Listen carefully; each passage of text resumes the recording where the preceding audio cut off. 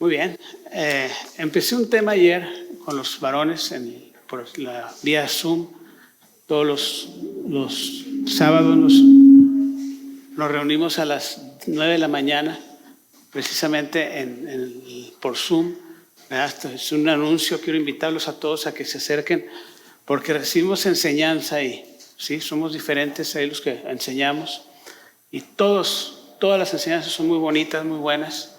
Y los animo a los varones que entren, que entren a la red y podamos todos disfrutar la palabra. ¿Qué les parece?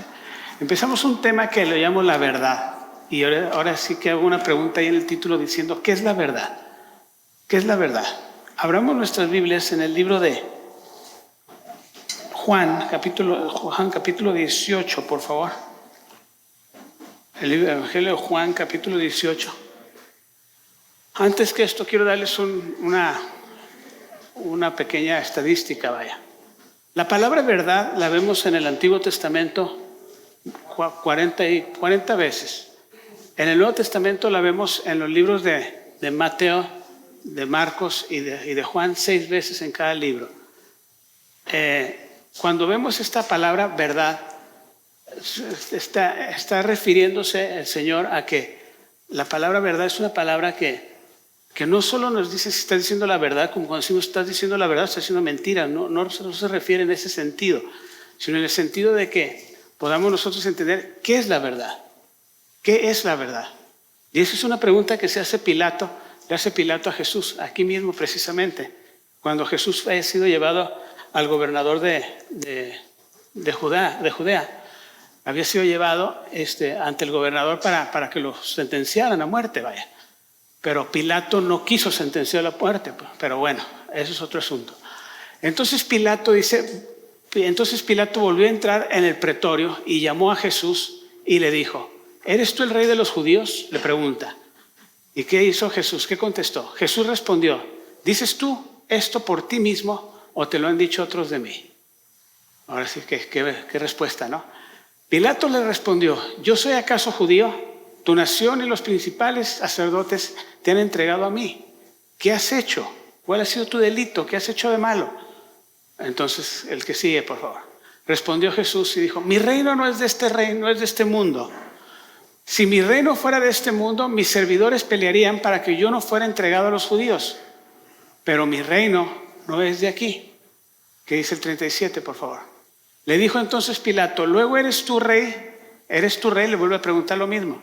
Respondió Jesús, tú dices que yo soy rey, yo para esto he nacido y para esto he venido al mundo, para dar testimonio de ¿qué? Subraye de la verdad. ¿A qué vino Jesús al mundo? A dar testimonio de la verdad. Todo aquel que es de la verdad, note lo que dice, no dice en verdad, dice de la verdad. Hay una verdad que Él vino a enseñarnos, a mostrarnos. Todo aquel que es de la verdad, oye ¿qué? Mi voz. Todo aquel que es de la verdad va a oír mi voz.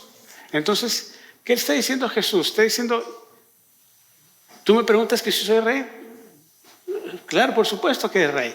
Pero fíjese lo más interesante. Dice Pilato, ¿qué es la verdad? Le pregunta. Y cuando hubo dicho esto, salió otra vez a los judíos y les dijo, yo no hallo en él delito alguno. No hay en el delito. Esa era una verdad que se la reveló. Le preguntó, ¿qué has hecho? ¿Por qué te trajeron ellos aquí? Pero dice, ¿qué es la verdad entonces? Dice Pilato. Y Pilato le separa, Jesús no le contesta la pregunta, sino que separa a Pilato, y le dice a toda la gente, señores, en él no hay mal. Yo no veo ningún delito, no cometió nada malo. No veo ninguna cosa por la cual ustedes quieren que lo juzgue y que lo lleve hasta la muerte, vaya, a crucificarlo, porque es lo que querían. La gente decía, crucifícalo. Pero Pilato le dice, señores, yo no hallo ningún delito en él. Eso era una verdad, porque Jesús era diferente. Jesús no nació como nacimos nosotros de una relación sexual en pecado, pues como nacimos con el pecado original de Adán. Jesús fue puesto en el vientre de María por obra de ¿quién? Del Espíritu Santo. Entonces, Él no fue una persona como nosotros. Él nació perfecto. Él nació sin pecado original en Él porque fue engendrado por el Espíritu de Dios. No fue engendrado ni siquiera por José. José fue su padre que lo adoptivo, por decirlo así, o su padre que lo crió, ¿verdad?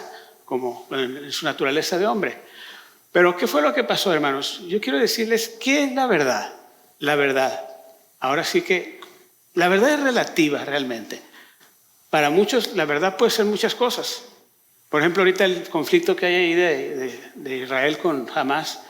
La verdad para Hamás es decir, ¿sabes qué? Pues mato judíos y me voy a tener un lugar especial en el cielo, ¿no? Según ellos. Para ellos eso es una verdad, ¿o no es así? Y es algo que está fuera de todo orden, por supuesto. Para los israelitas, la verdad, ¿quién es? Es Dios. La verdad es Dios. Y Dios los protege, Dios los cuida, pero se defienden también, ¿verdad? Y tienen un conflicto ahí que ojalá termine pronto, porque sufre gente en estos conflictos, porque gente inocente, ¿verdad? Está muriendo, tanto de un lado como del otro. Pero bueno, en fin. La verdad es relativa. Para mí la verdad puede ser una cosa, para usted puede ser otra. Podemos hablar de verdad en serio, una verdad seria, una verdad que debe de ser, pero hay una verdad que está sobre todas las verdades, que fue la que Jesús vino a dar testimonio de ¿qué? De la verdad que Él dijo. ¿Cuál es la verdad? ¿Cuál será la verdad que vino a traernos Jesús? ¿Podrá ser el hecho de que Él vino a enseñarnos que estamos destituidos de la gloria de Dios y que la paga del pecado es muerte? Pero la dádiva de Dios es vida eterna. Y Él vino al mundo ¿para qué? Para salvar al mundo y que el mundo fuera salvo por Él, no para condenarlo. ¿Podrá ser eso una verdad? Pregunto. Sí, definitivamente. Él vino a traernos que la verdad, y la verdad tiene que ver con eso. Él vino a decirnos que estamos destituidos de la gloria de Dios y que la paga del pecado es muerte, pero la dádiva de Dios es vida eterna en Cristo, ¿verdad? Entonces Él vino a decirnos esas palabras. Obviamente este es el libro de Romanos 3:23, ¿verdad? Para los que están anotando. Pero claramente dice la Escritura, hermanos amados, que Él vino a ¿qué? A darnos una verdad. Entonces, ¿la verdad en quién radica, hermanos? La verdad podemos definirla de una forma muy sencilla. Podemos definirla de esta forma. La verdad podemos definirla en el sentido de que podría ser ¿qué? Algo cierto, algo veraz, algo auténtico. ¿Podrá ser eso la verdad? Cuando hablas con la verdad, algo cierto, veraz, auténtico. La verdad puede ser relativa, para muchos es una cosa, para nosotros es otra, y a veces pensamos que tenemos la verdad. A veces pensamos, ¿por qué? Porque cada quien se siente justo como en su propia opinión también, ¿verdad? Cada quien siente que es justo, que siente que está bien, que todos están mal y tú estás bien, y eso no es correcto tampoco. Para algunos de ustedes unas cosas son buenas, otras cosas son malas, para otros es viceversa. Algunos pensamos diferente, pero hay una verdad de todas las verdades, de todas las cosas. Que Dios es la verdad, que Dios es la realidad, que Dios es el juez por excelencia, por perfección, y que Dios viene a revelarnos el corazón que tenemos, lo que hay en nuestro corazón, sin ninguna otra forma de que nosotros lo veamos como nosotros lo vemos. O sea, Él viene a decirnos la realidad de las cosas. Estamos destituidos, necesitamos arrepentirnos, cambiar nuestra vida, renovar nuestra vida con Dios. ¿Para qué? Para poder otra vez empezar una vida nueva en Él. Es necesario nacer de nuevo, ¿para qué? Para ver el reino de Dios. El que no naciere del agua y del Espíritu no puede ver el reino de Dios. Entonces, es necesario esto.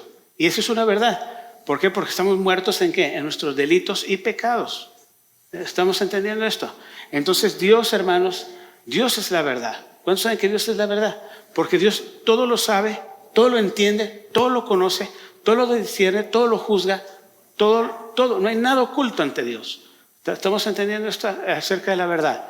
Muy bien. Entonces, ¿qué es lo que nos dice la Biblia? Que Dios es la verdad. Dios es una realidad y Dios es la verdad. ¿Qué dice, por ejemplo, el libro de Romanos capítulo 11:33, por favor? 11:33. Romanos 11:33. Veamos lo que dice. Oh, profundidad de las riquezas de la sabiduría y de la ciencia de Dios.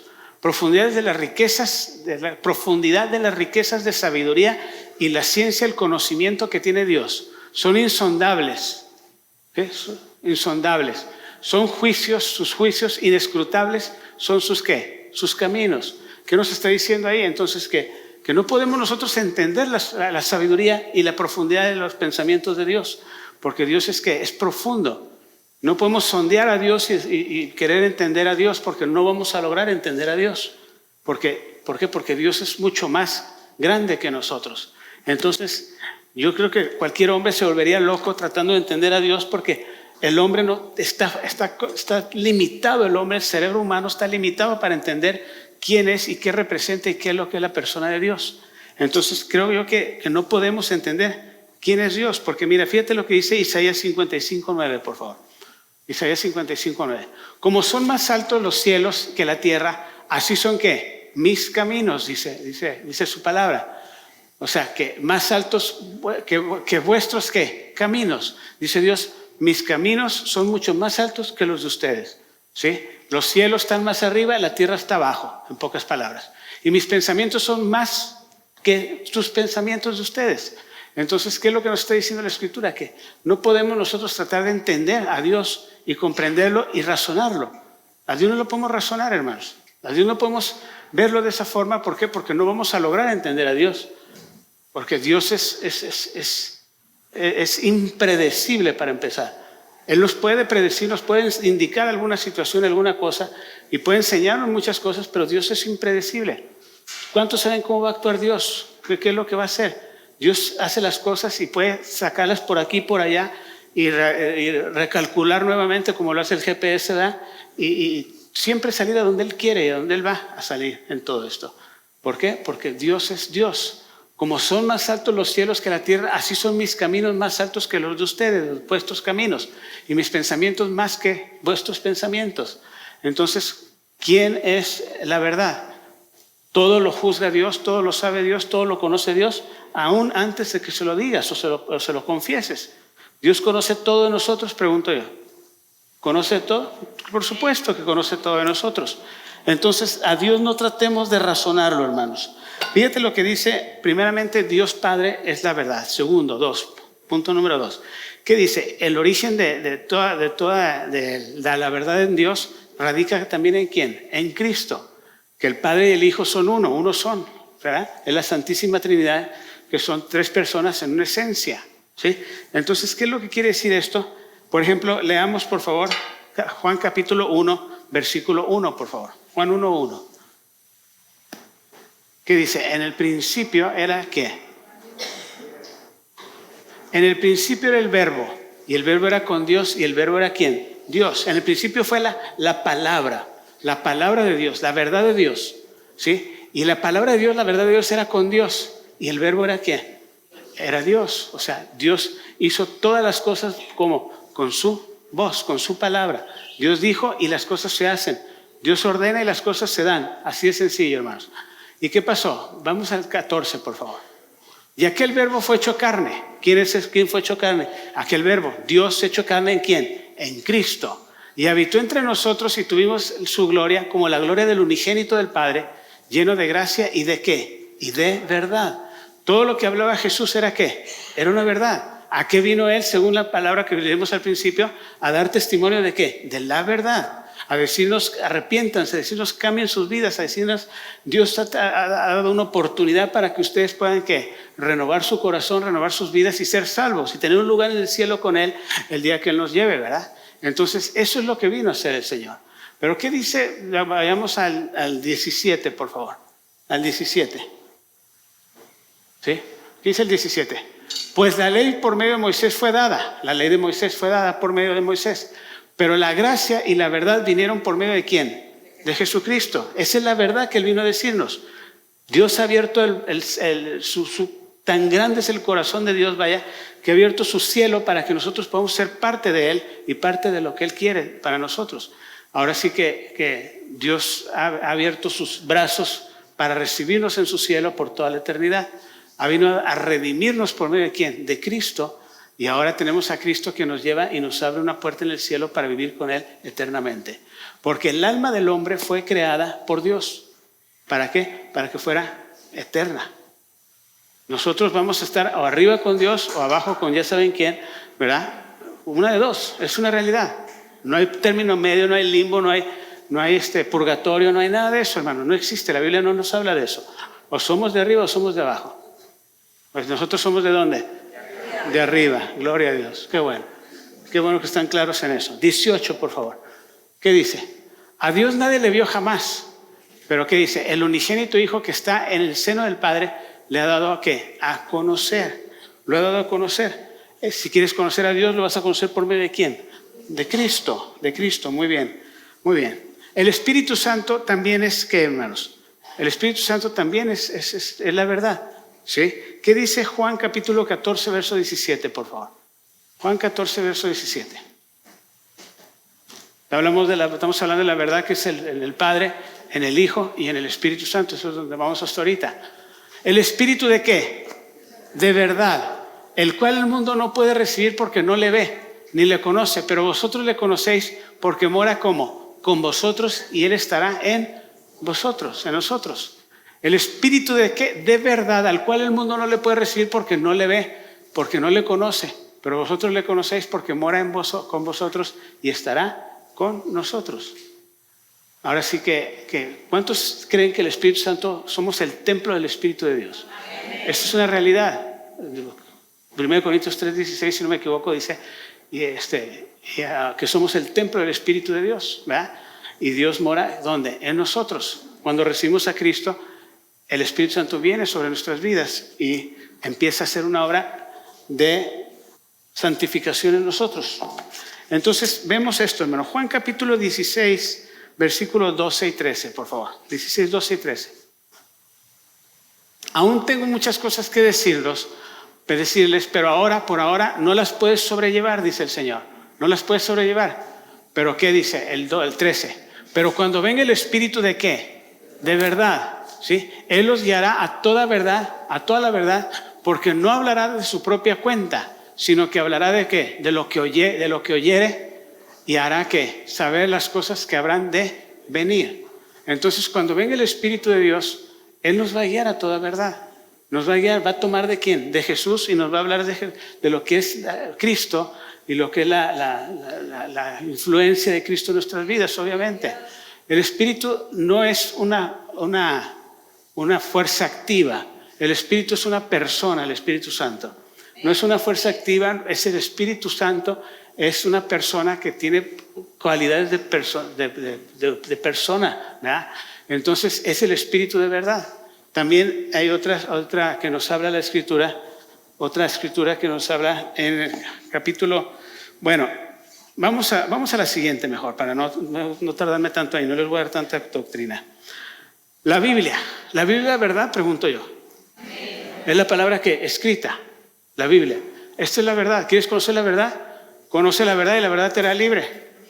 Porque si el Hijo de Dios te libertare, serás ¿qué? Realmente libre. Entonces la Biblia es la palabra, ¿sí? La Biblia es la palabra y la Biblia es ahora sí que es la verdad también. ¿Qué dice, por ejemplo, Juan, segunda de Timoteo 3, 16 y 17, por favor? Veamos lo que dice. Segunda de Timoteo 3, 16 y 17. Les quiero poner un fundamento primero bíblico. Toda escritura es inspirada por Dios y útil ¿para qué? Para enseñar, para redarguir, para corregir, para instruir ¿en qué? En justicia. A fin de que el hombre de Dios sea perfecto, eternamente preparado ¿para qué? Para toda buena obra. Entonces la palabra, la escritura de la Biblia, es una palabra que cambia, que transforma la vida de las personas y te revela la voluntad y el propósito de Dios para tu vida. Te va a revelar siempre algo de parte de Dios para que entiendas lo que es la palabra. Y siempre te va a revelar algo que no entendías o que no conocías. Quieres saber los misterios de la tierra, quieres saber cómo fueron hechas todas las cosas, cómo fue hecho, formado el universo. Quieres saber todo lo que está escrito en la Biblia. Lo que está escrito en la Biblia es la verdad, hermanos. Quieres saber cómo creó Dios al hombre, ahí está.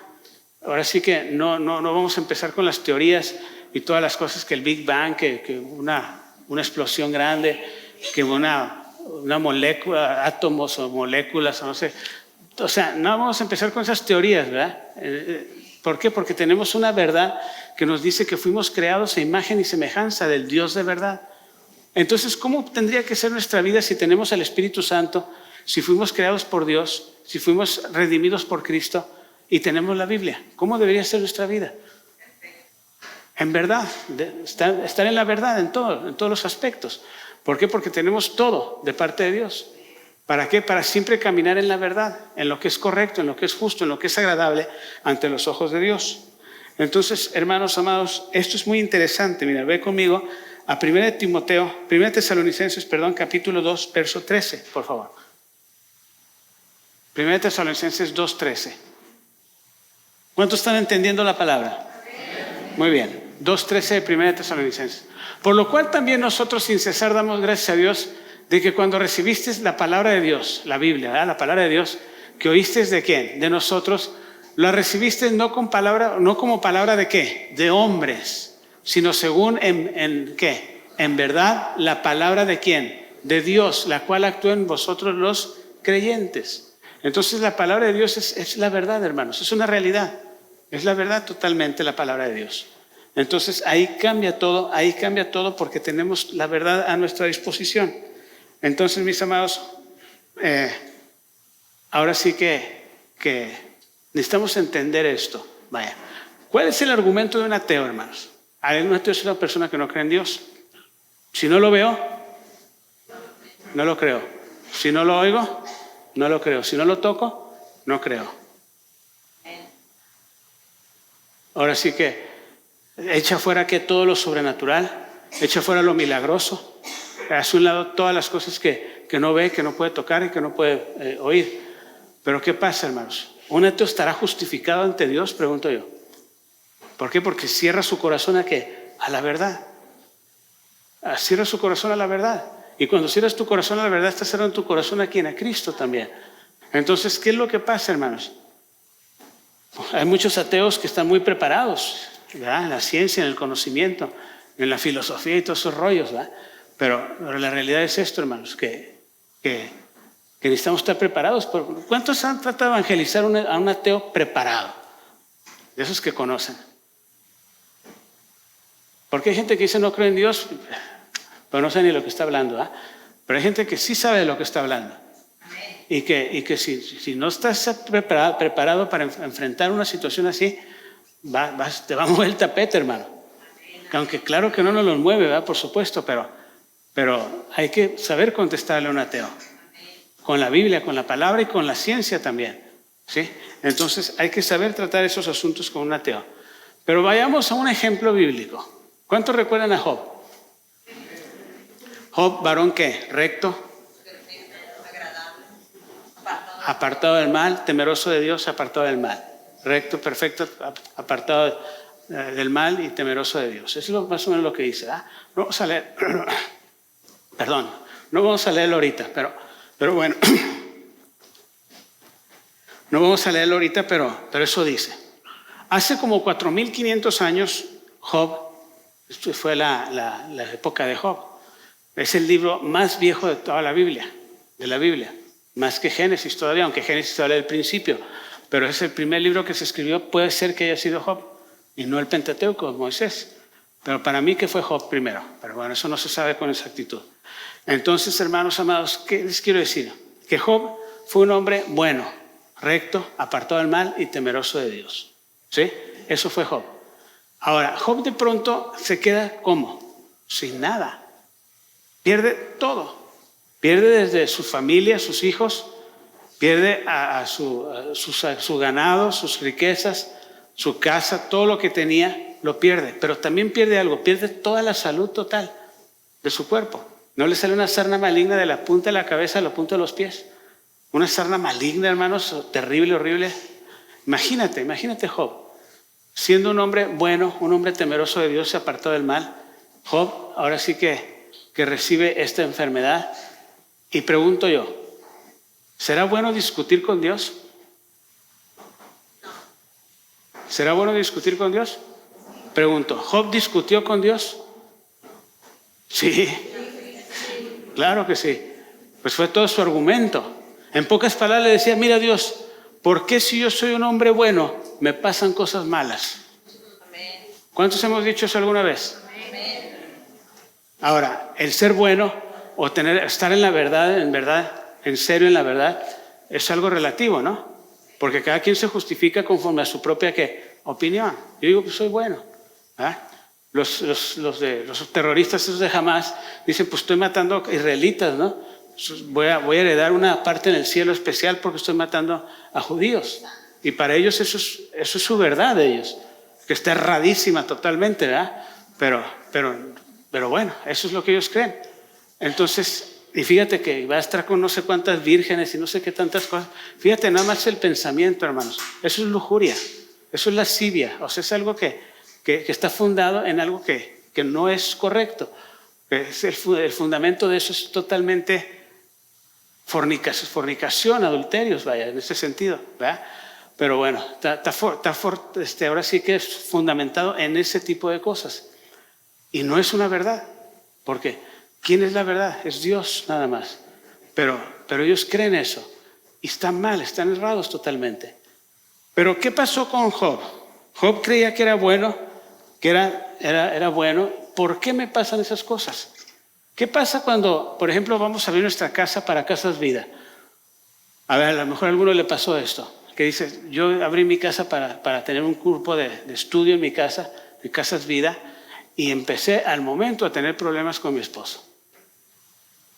¿A alguien le pasó algo así? No. Si quiere no diga nada.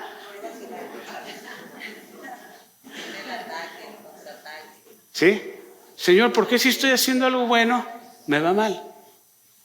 ¿Será eso un argumento para con Dios?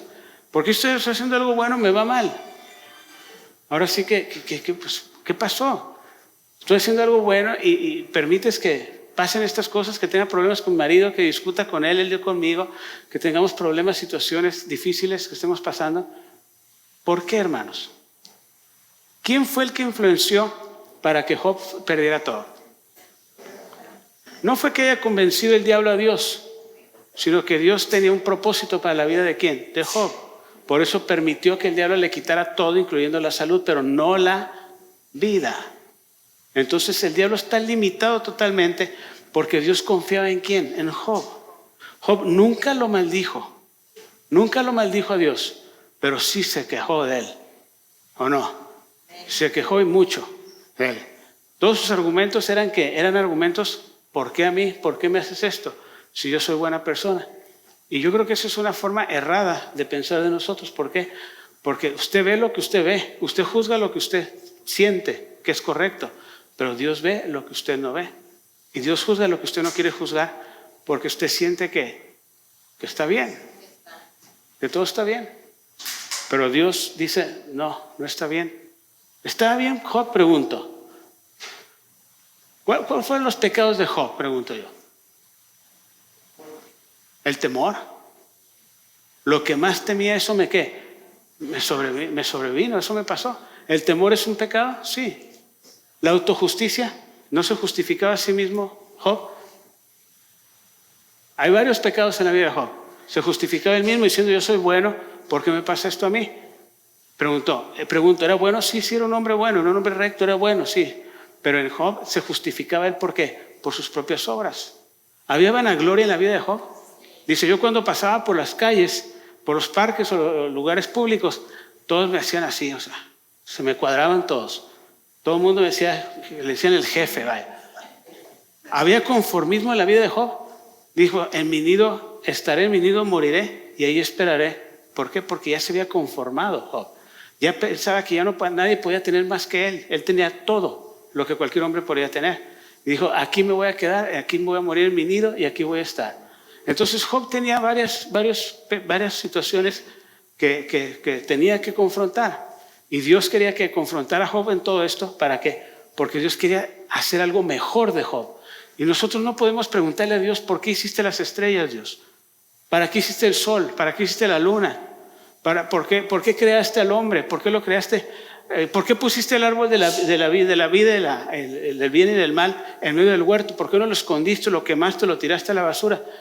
¿Para qué nos permitiste que fuéramos tentados? ¿Por qué dejaste que la serpiente anduviera ahí ofreciéndonos eso? Si tú sabías que iba a pasar lo que pasó. O sea, ¿podremos decirle a Dios lo que estuvo mal? Porque no estuvo mal. Porque tú crees que Dios nos va a dejar entrar a su cielo siendo nosotros sin ser probados, sin tener una autorización del cielo para que podamos vivir en ese cielo por siempre. Todo lo que ha pasado en este mundo, hermanos, no está fuera del contexto de Dios. No está fuera de las manos de Dios. Todo está en las manos del Señor. Así es que no se asuste, porque todo lo que está pasando ahorita todo está escrito y se está cumpliendo simplemente lo que Él dijo que sería. Así de sencillo. Y no le vamos a decir, ¿por qué permitiste lo que pasó en Israel?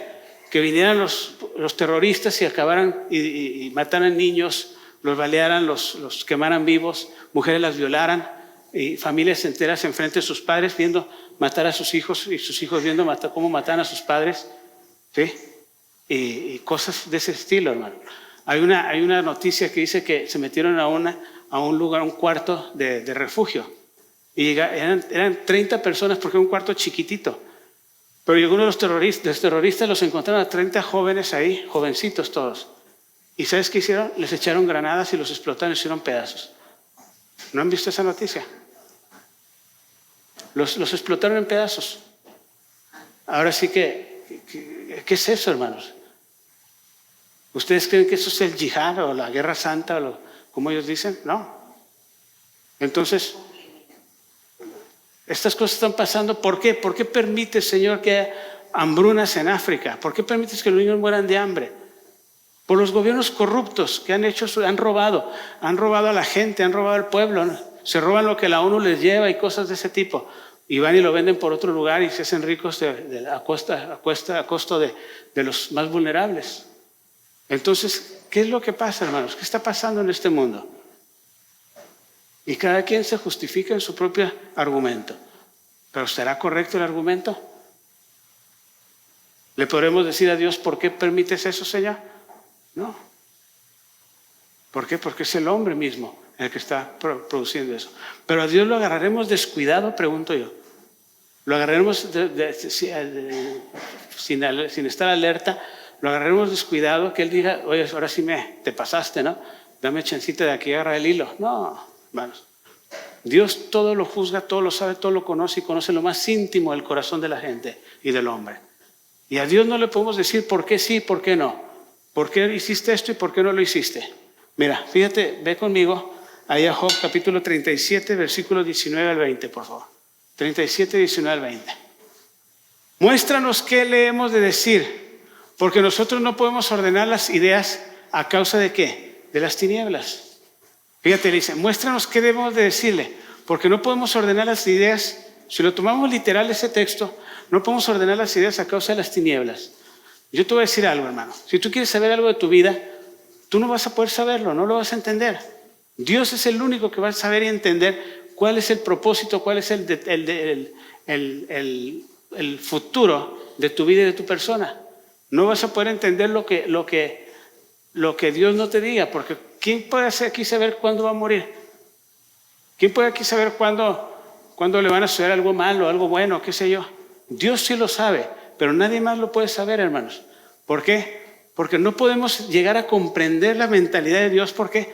Por causa de las tinieblas que desordenan ¿qué? Nuestros pensamientos, que desordenan nuestras ideas. No tenemos la suficiente capacidad para concentrarnos y poder entender el pensamiento de Dios, porque sus pensamientos son más altos, más grandes y más sublimes. ¿Me explico? Entonces nosotros no tenemos esa capacidad de poder entender a Dios. ¿A cuántos le han dicho a Dios alguna vez en oración, no te entiendo, Dios, ¿qué quieres de mí? ¿Le hemos dicho alguna vez eso? Yo creo que sí, yo se lo he dicho. O sea, no te entiendo, Señor. Y después dices, ya veo por qué. O alguna vez hemos llegado, espero que lleguen a esta conclusión, ¿verdad? Y no se enojen con Dios y lo castiguen yéndose de la iglesia, ¿verdad? Ay, Dios. Bueno, cosas de la vida real, ¿verdad? Suelen suceder. ¿Cómo ven, hermanos? ¿Estamos entendiendo la palabra? ¿Estamos entendiendo entonces la palabra? Ok. Tenemos que buscar a Dios y encontrarnos con Dios. Pero ¿qué pasó? ¿Qué pasó, mis amados? ¿Qué pasó en Job, capítulo 40, por favor? Capítulo 40, verso 2, del 3 al 5. Pero pregunta, hay una pregunta muy interesante ahí. ¿Es sabio o es sabiduría contender con el omnipotente? No, pues, ¿cómo te hace poner a pelear con Dios? O sea, ¿es sabio o es sabiduría contender con el omnipotente? Y el que disputa con Dios responda a esto. El que disputa con Dios responda a esto. El que pelee con Dios o quiera reclamarle a Dios, Pero ahora sí que déle respuesta a esto. Entonces respondió Job a Jehová y dijo: he aquí yo soy vil. ¿Qué te responderé? Mi mano pongo sobre ¿qué? Sobre mi boca. ¿Qué te puedo responder, Dios? Creo que ya aquí al final del libro Job entiende, y es cuando es libre completamente. Porque muchas veces, hermanos, la situación que estamos viviendo, no somos libres de ella. ¿Por qué? Porque no hemos entendido, vaya. Y seguimos batallando en la misma área, en la misma situación que estábamos batallando antes, o tenemos mucho tiempo batallando. Pero dice: ¿qué te responderé? Mi mano mejor pongo sobre mi boca, ¿verdad? Ahora sí que, como dicen por ahí, calladito te ves más bonito, ¿no? ¿O es calladita? Pero se oye más en calladita, ¿no? Calladita me veo más bonita, ¿no? Porque yo calladito me veo bonito, creo que la acabo de inventar, ¿verdad? Aquí yo soy vil, dice. ¿Qué te responderé? ¿Sí? Mi mano pongo sobre mi boca. Aquí dice el 5, por favor. Una vez hablé, mas no responderé. Aún 2 veces, mas no volveré a hablar. Creo que agarró la onda Job. ¿Y qué dice el 42.1, por favor? 42.1. ¿Qué dice?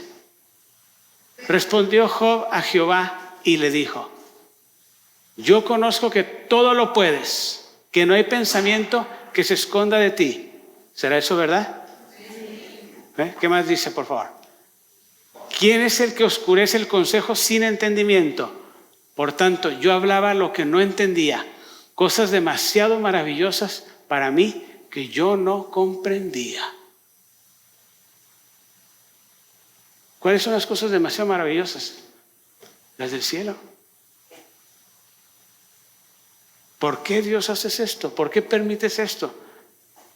¿Por qué permitiste que mi ser querido muriera, mi madre, mi padre, o qué sé yo, mi hijo, o qué sé yo? ¿Por qué? ¿Por qué lo permites? Para muchos una verdad es absoluta. Por ejemplo, los nazis, cuando mataron a 6 millones de judíos, ¿pensaban ellos que era correcto? En su verdad de ellos, su mentira, su error de ellos, diabólico totalmente, pensaban que era correcto. Pero no lo era, no lo era. Ahora sí que debemos entender, hermanos, que este mundo está de cabeza. Está de cabeza este mundo. Y estamos en medio de él. Por eso necesitamos estar con los pies puestos sobre la tierra nosotros, y no de cabeza, para que podamos contrarrestar todas estas cosas y poder vivir una vida sin error, en el sentido de que nada nos distraiga o nos quite el hecho de que seamos guiados por el Espíritu Santo de Dios.